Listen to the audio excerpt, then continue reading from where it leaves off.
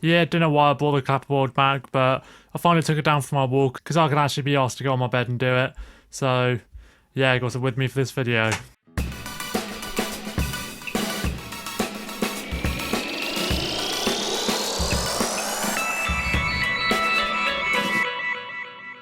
Plants vs Zombies Garden Warfare 2 is a big game with many big characters battling out for big kills in suburbia, or in this case, Zomburbia.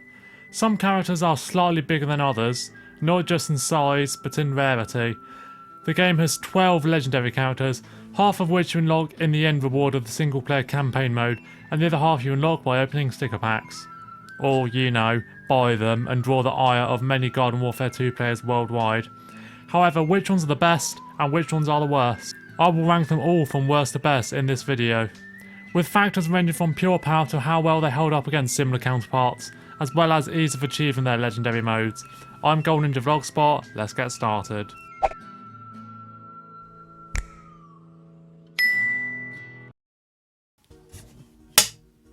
Bottom of the list is Party Rose. Maybe not the character you were expecting. Look, I know we have to address the fly trap shaped elephant in the soil at some point, but I think this legendary character is the worst. And now people are going to get on my case for ranking the only female legend at rock bottom of this list. He hates women! He's an incel! Pfft, give me a legendary cactus and then I'll be happier than a marigold. So why do I think Party Rose is the worst? Simply put, she is pretty much a downgrade of stock Rose through and through, having a clip size of 18 as opposed to 20 and 9 damage as opposed to 10. Doesn't sound that bad, but Rose's DPS is pretty poor on the whole, to the point Party struggles to charge her meter even from shared vanquishes. Also, the deciding factor for me, her party time damage is 11, which isn't bad, but when you do the maths, that means you come short of killing an all-star or superhero with a single clip, and that is pretty pathetic for what is supposed to be a legendary mode. Also, she doesn't make the most out of her mode, as the speed boost barely aids her due to her poor performance up close. She can still get overwhelmed very easily, and using an arcane ability cancels out her party time, so you can't really use this to get away. Overall, quite an underperforming character. Now kids, you're concerned about a certain disco freak not being at the bottom? Well, no need to fret. 11 is Disco Chomper. Wow, PopCap really fumbled the bag with this character, didn't they?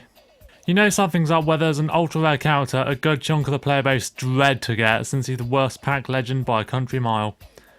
They only had to fix one thing, and that is, don't have him charge his meter with swallows. However, I really don't think he deserves all the backlash he gets.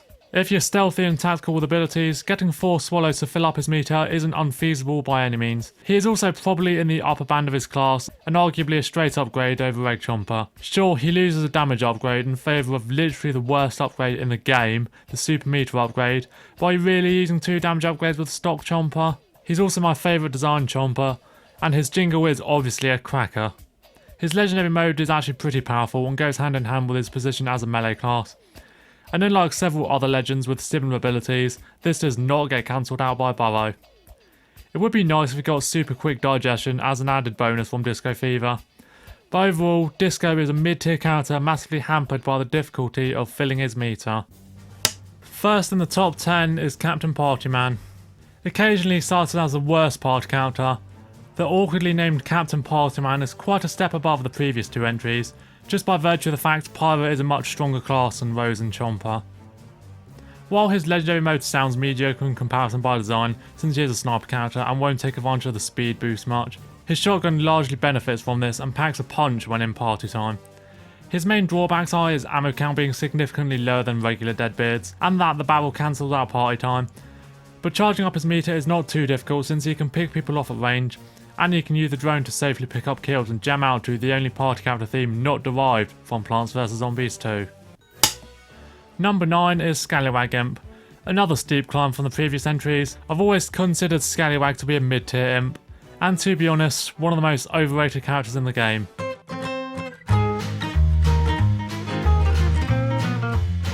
Despite being arguably the weakest legendary effect, his Yo-Ho-Ho mode is actually better than people think.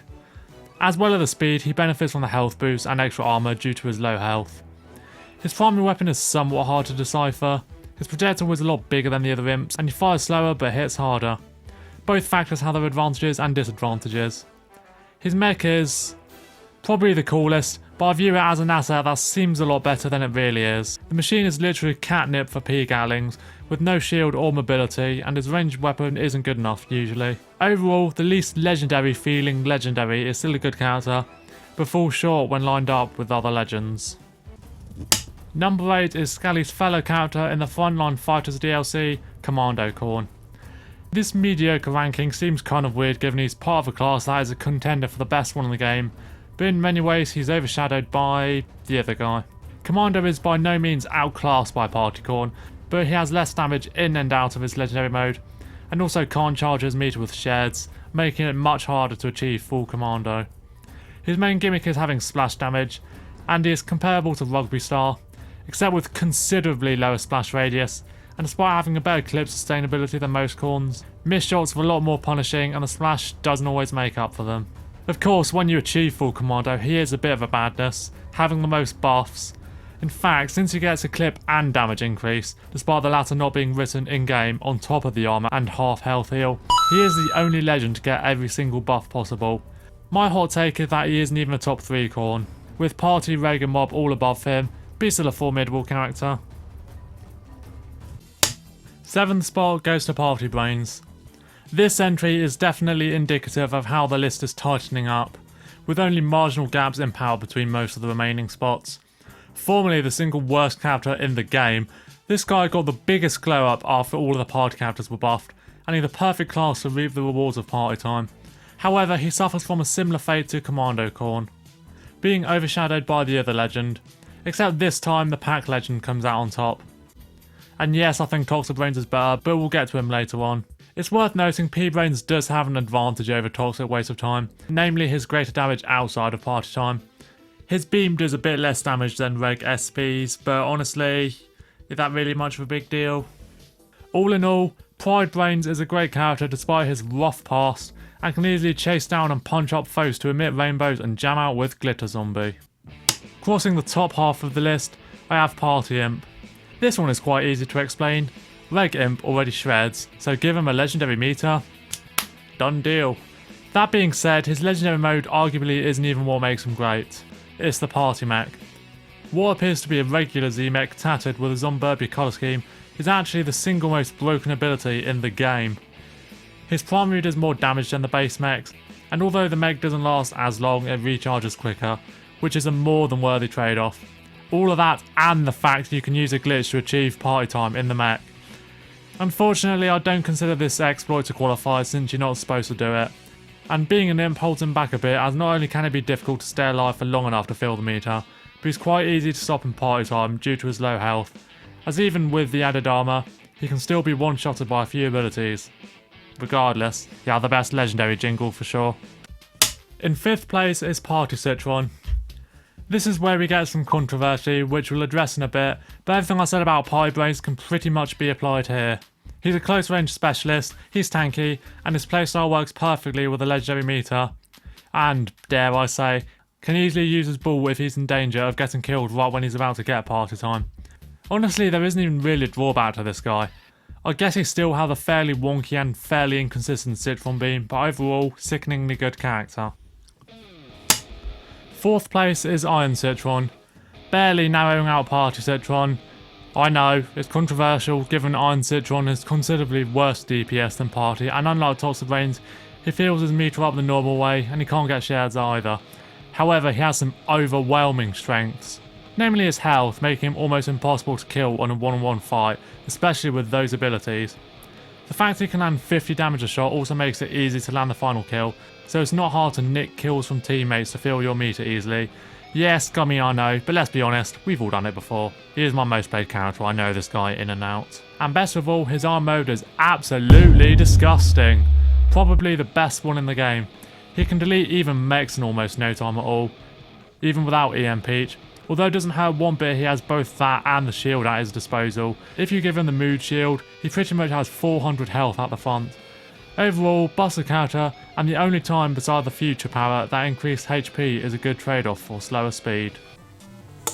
Top 3, and first up is Computer Scientist.